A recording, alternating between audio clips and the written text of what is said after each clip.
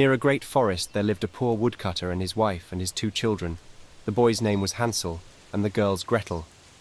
They had very little to bite or to sup, and once, when there was great dearth in the land, the man could not even gain the daily bread. As he lay in bed one night thinking of this, and turning and tossing, he sighed heavily, and said to his wife, "What will become of us? We cannot even feed our children. There is nothing left for ourselves." "I will tell you what, husband," answered the wife. "We will take the children early in the morning into the forest, where it is thickest. We will make them a fire, and we will give each of them a piece of bread. Then we will go to our work and leave them alone. They will never find the way home again, and we shall be quit of them." "No, wife," said the man. "I cannot do that. I cannot find in my heart to take my children into the forest and to leave them there alone. The wild animals would soon come and devour them." "Oh, you fool," said she. "Then we will all 4 starve. You had better get the coffins ready." And she left him no peace until he consented. "But I really pity the poor children," said the man. The 2 children had not been able to sleep for hunger, and had heard what their stepmother had said to their father. Gretel wept bitterly, and said to Hansel, "It is all over with us." "Do be quiet, Gretel," said Hansel, "and do not fret. One will manage something." And when the parents had gone to sleep, he got up, put on his little coat, opened the back door, and slipped out. The moon was shining brightly, and the white flints that lay in front of the house glistened like pieces of silver. Hansel stooped and filled the little pocket of his coat as full as it would hold. Then he went back again, and said to Gretel, "Be easy, dear little sister, and go to sleep quietly. God will not forsake us," and laid himself down again in his bed. When the day was breaking, and before the sun had risen, the wife came and awakened the 2 children, saying, "Get up, you lazy bones. We are going into the forest to cut wood." Then she gave each of them a piece of bread and said, "That is for dinner, and you must not eat it before then, for you will get no more." Gretel carried the bread under her apron, for Hansel had his pockets full of the flints. Then they set off all together on their way to the forest. When they had gone a little way, Hansel stood still and looked back towards the house, and this he did again and again, till his father said to him, "Hansel, what are you looking at? Take care not to forget your legs." "Oh, father," said Hansel, "well, I'm looking at my little white kitten, who is sitting up on the roof to bid me goodbye." "You young fool," said the woman, "that is not your kitten, but the sunshine on the chimney pot." Of course, Hansel had not been looking at his kitten, but had been taking every now and then a flint from his pocket and dropping it on the road. When they reached the middle of the forest, the father told the children to collect wood to make a fire to keep them warm, and Hansel and Gretel gathered brushwood enough for a little mountain, and it was set on fire, and when the flame was burning quite high, the wife said, "Now lie down by the fire and rest yourselves, you children, and we will go and cut wood, and when we are ready, we will come and fetch you." So Hansel and Gretel sat by the fire, and at noon they each ate their pieces of bread. They thought their father was in the wood all the time, as they seemed to hear the strokes of the axe, but really it was only a dry branch hanging to a withered tree that the wind moved to and fro. So when they had stayed there a long time, their eyelids closed with weariness, and they fell fast asleep. When at last they woke, it was night, and Gretel began to cry and said, "How shall we ever get out of this wood?" But Hansel comforted her, saying, "Wait a little while longer, until the moon rises, and then we can easily find the way home." And when the full moon got up, Hansel took his little sister by the hand, and followed the way where the flint stones shone like silver, and showed them the road. They walked on the whole night through, and at the break of day they came to their father's house. They knocked at the door, and when the wife opened it and saw that it was Hansel and Gretel, she said, "You naughty children, why did you sleep so long in the wood? We thought you were never coming home again." But the father was glad, for it had gone to his heart to leave them both in the woods alone.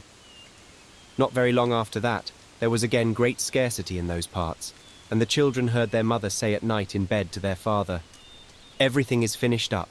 We have only half a loaf, and after that the tale comes to an end. The children must be off. We will take them farther into the wood this time, so that they shall not be able to find the way back again. There is no other way to manage." The man felt sad at heart, and he thought, it would better to share one's last morsel with one's children. But the wife would listen to nothing that he said, but scolded and reproached him. "He who says A must say B too. and when a man has given in once, he has to do it a second time. But the children were not asleep, and had heard all the talk. When the parents had gone to sleep, Hansel got up to go out and get more flintstones, as he did before. But the wife had locked the door, and Hansel could not get out. But he comforted his little sister and said, "Don't cry, Gretel, and go to sleep quietly, and God will help us." Early the next morning the wife came and pulled the children out of bed. She gave them each a little piece of bread, less than before, and on the way to the wood, Hansel crumbled the bread in his pocket and often stopped to throw a crumb on the ground. "Hansel, what are you stopping behind and staring for?" said the father. "I am looking at my little pigeon sitting on the roof to say goodbye to me," answered Hansel. "You fool," said the wife. "That is no pigeon, but the morning sun shining on the chimney pots." Hansel went on as before, and strewed breadcrumbs all along the road. The woman led the children far into the wood, where they had never been before in all their lives. And again there was a large fire made, and the mother said, "Sit still there, you children, and when you are tired you can go to sleep. We are going into the forest to cut wood, and in the evening, when we are ready to go home, we will come and fetch you." So when noon came, Gretel shared her bread with Hansel, who had strewed his along the road. Then they went to sleep, and the evening passed, and no one came for the poor children. When they awoke it was dark night, and Hansel comforted his little sister and said, "Wait a little, Gretel, until the moon gets up. Then we shall be able to see the way home by the crumbs of bread that I have scattered along it." So when the moon rose they got up, but they could find no crumbs of bread, for the birds of the woods and of the fields had come and picked them up. Hansel thought they might find the way all the same, but they could not. They went on all that night, and the next day from the morning until the evening, but they could not find the way out of the wood, and they were very hungry, for they had nothing to eat but the few berries they could pick up. And when they were so tired that they could no longer drag themselves along, they lay down under a tree and fell asleep. It was now the third morning since they had left their father's house. They were always trying to get back to it, but instead of that, they only found themselves farther in the wood, and if help had not soon come, they would have been starved. About noon, they saw a pretty snow-white bird sitting on a bough, and singing so sweetly that they stopped to listen. And when he had finished, the bird spread his wings and flew before them, and they followed after him until they came to a little house, and the bird perched on the roof. And when they came nearer, they saw that the house was built of bread and roofed with cakes, and the window was of transparent sugar. "We will have some of this," said Hansel, "and make a fine meal. I will eat a piece of the roof, Gretel, and you can have some of the window that will taste sweet." So Hansel reached up and broke off a bit of the roof, just to see how it tasted, and Gretel stood by the window and gnawed at it. Then they heard a thin voice call out from inside, "Nibble, nibble like a mouse! Who is nibbling at my house?" And the children answered, "Never mind, it is the wind." And they went on eating, never disturbing themselves. Hansel, who found that the roof tasted very nice, took down a great piece of it, and Gretel pulled out a large round window pane and sat her down and began upon it. Then the door opened, and an aged woman came out, leaning upon a crutch. Hansel and Gretel felt very frightened, and let fall what they had in their hands. The old woman, however, nodded her head and said, "Ah, my dear children, how come you here? You must come indoors and stay with me. You will be no trouble." So she took them each by the hand and led them into her little house. And there they found a good meal laid out, of milk and pancakes, with sugar, apples, and nuts. After that she showed them 2 little white beds, and Hansel and Gretel laid themselves down on them, and thought they were in heaven. The old woman, although her behaviour was so kind, was a wicked witch, who lay in wait for children, and had built the little house on purpose to entice them. When they were once inside, she used to kill them, cook them, and eat them, and then it was a feast day with her. The witch's eyes were red, and she could not see very far, but she had a keen scent, like the beasts, and knew very well when human creatures were near.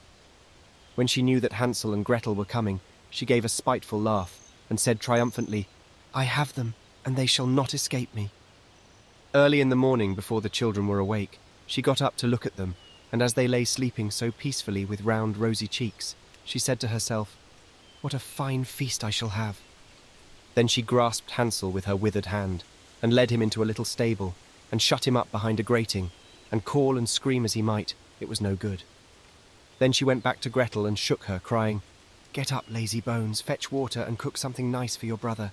He is outside in the stable and must be fattened up, and when he is fat enough I will eat him."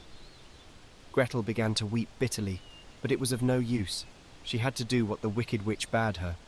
And so the best kind of victuals was cooked for poor Hansel, while Gretel got nothing but crab shells. Each morning the old woman visited the little stable and cried, "Hansel, stretch out your finger, that I may tell if you will soon be fat enough." Hansel, however, used to hold out a little bone, and the old woman, who had weak eyes, could not see what it was, and supposing it to be Hansel's finger, wondered very much that it was not getting fatter. When 4 weeks had passed and Hansel seemed to remain so thin, she lost patience and could wait no longer. "Now then, Gretel," cried she to the little girl, "be quick and draw water. Be Hansel fat or be he lean, tomorrow I must kill and cook him." Oh, what a grief for the poor little sister to have to fetch water, and how the tears flowed down over her cheeks.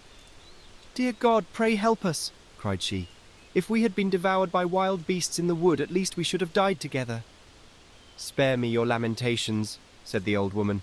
"They are of no avail." Early next morning Gretel had to get up, make the fire and fill the kettle. "First we will do the baking," said the old woman. "I've heated the oven already and kneaded the dough." She pushed poor Gretel towards the oven, out of which the flames were already shining. "Creep in," said the witch, "and see if it is properly hot, so that the bread may be baked." And Gretel once in, she meant to shut the door upon her and let her be baked, and then she would have eaten her. But Gretel perceived her intention and said, "I don't know how to do it. How shall I get in?" "Stupid goose," said the old woman. "The opening is big enough, do you see? I could get in myself." And she stooped down and put her head in the oven's mouth. Then Gretel gave her a push, so that she went in farther, and she shut the iron door upon her and put up the bar. Oh, how frightfully she howled! But Gretel ran away, and left the wicked witch to burn miserably. Gretel went straight to Hansel, opened the stable door and cried, "Hansel, we are free! The old witch is dead!" Then out flew Hansel like a bird from its cage as soon as the door is opened. How rejoiced they both were! How they fell each on the other's neck, and danced about and kissed each other. And as they had nothing more to fear, they went over all the old witch's house, and in every corner there stood chests of pearls and precious stones. "This is something better than flint stones," said Hansel, as he filled his pockets, and Gretel, thinking she also would like to carry something home with her, filled her apron full. "Aye, now away we go," said Hansel, "if we only can get out of the witch's wood." When they had journeyed a few hours, they came to a great piece of water. "We can never get across this," said Hansel. "I see no stepping stones and no bridge." "And there is no boat either," said Gretel. "But here comes a white duck. If I ask her, she will help us over." So she cried, "Duck, duck, here we stand, Hansel and Gretel on the land. Stepping stones and bridge we lack. Carry us over on your nice white back." And the duck came accordingly, and Hansel got upon her and told his sister to come too. "No," answered Gretel, "that would be too hard upon the duck. We can go separately one after the other." And that was how it was managed. And after that they went on happily, until they came to the wood, and the way grew more and more familiar, till at last they saw in the distance their father's house. Then they ran till they came up to it, rushed in at the door, and fell on their father's neck.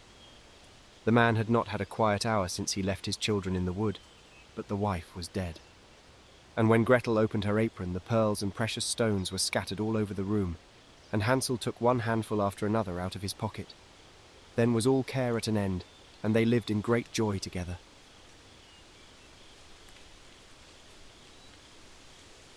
My tale is done. There runs a mouse. Whosoever catches it may make himself a big fur cap out of it.